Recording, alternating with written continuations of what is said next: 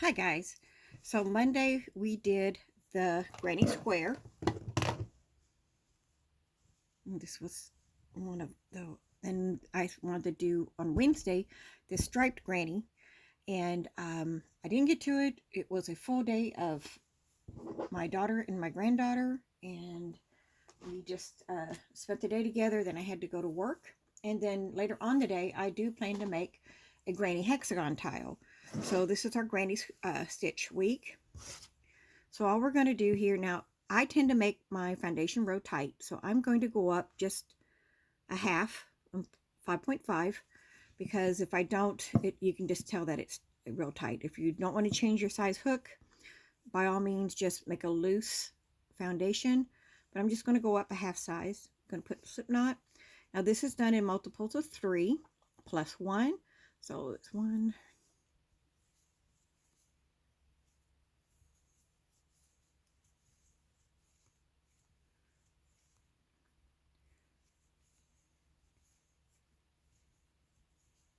12,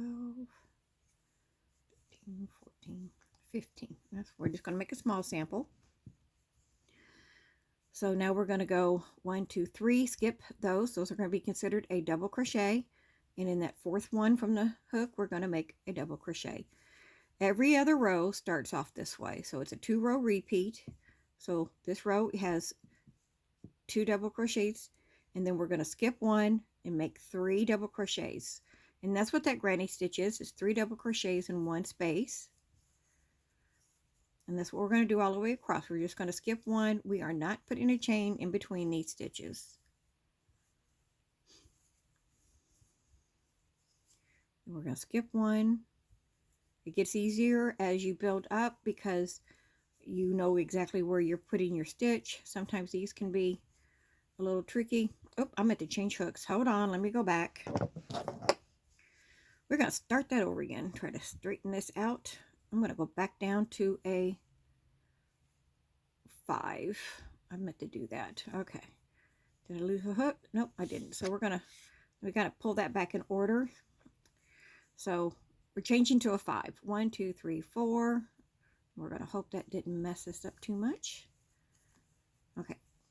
There's our first. Now we're going to start our 3.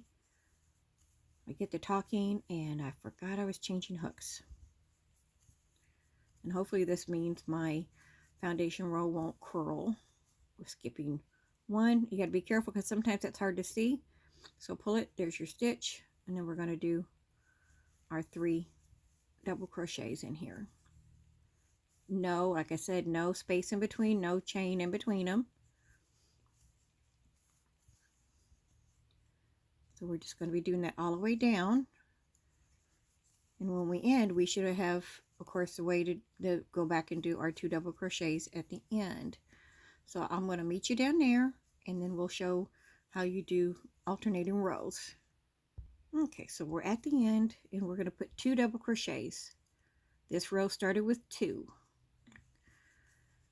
Now, oops, put that through the second one. There we go. And we put 1 more in there, and we're ready to turn.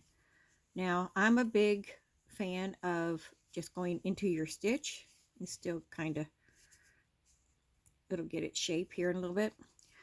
Normally, you'll see me chain 1 and put a double crochet in, or you'll just see me go in and make a double crochet. This is going to be that one time when I like to do the chain 3. On that blanket I'm using, I've done both.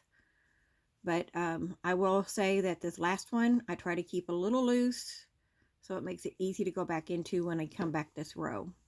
That's just what I do. So we're going to just chain 1. Now, here's our chain 2 and our 3. We're going to go in here and put 3. So it's going to be alternating, each row.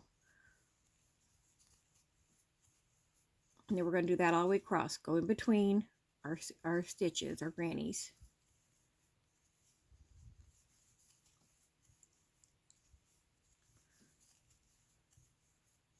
And we're going to come to the next one, go in between them. And put our little sets.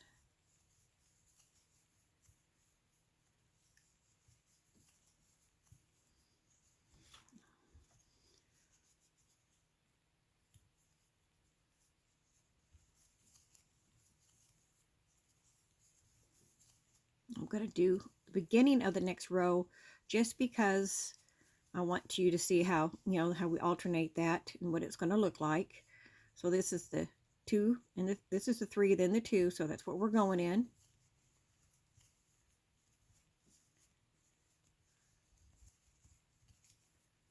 Now that foundation row, you could go up a whole size if it works better for you. Okay, so now I'm trying to find the top of my chain 3 here and put 1 double crochet in it. It doesn't look like a lot of space, but we're going to chain 3. I'm going to try to make this last one a little loose. And we are going to put our next double crochet. Some put it inside the stitch here. I don't. I put it down here. Can you guys see okay? It feels like it's dark. Maybe it's just me. I hope this is turning out okay.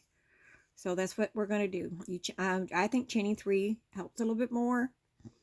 And then I always go under those stitches. And then you're just going to do the same thing we've been doing.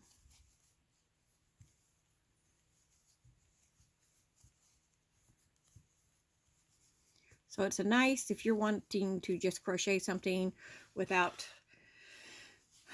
well, it's not like you don't think, but just something that you want to do that's easy. You don't have to keep, thinking about counts or changing stitches or a more detailed pattern. This is wonderful to just sit and watch TV, do something while you're visiting friends if you crocheting with friends, and then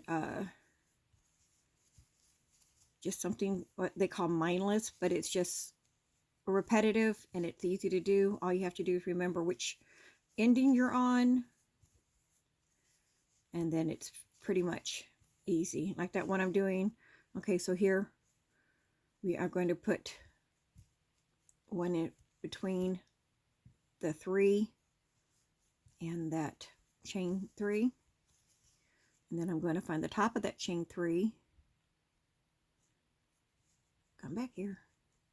This is why I say too, that last one just a little bit looser if you can, because you do have to get inside there. I always attack it from the back. I seem to have easier for me, and it's not always that easy. Okay. Whoops. Did I get it? Yeah, I went through all 3 of them. Let me back this up a little bit. Let me see if I can fix it. I yanked so hard I went through all my loops. Okay. So there's half of my double, and there's my double. There we go. And the next chain 3, remember that's our 1. So we chain 3, and then we're just going to jump in between those 2 stitches. And that is all the stripe is. And then you can alternate colors. You can do it the same way as you do, any other kind of granny. It could be all solid.